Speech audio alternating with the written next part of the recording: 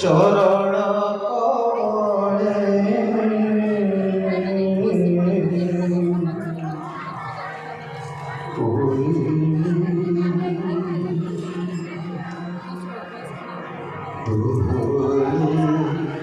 দোহলি তরুণাই মনপুরি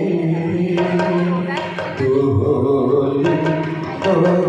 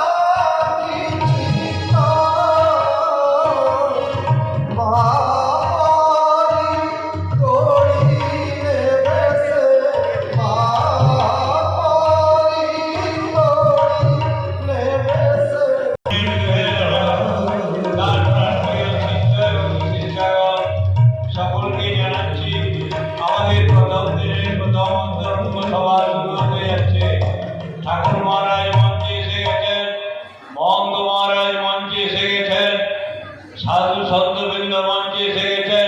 আপনারা ফাঁকে ঘোরাঘুরি না করে মঞ্চে চলে আসুন।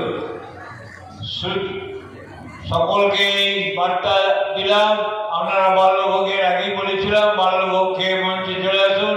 এখনই সবার কাজ শুরু হবে। জয় গুরু।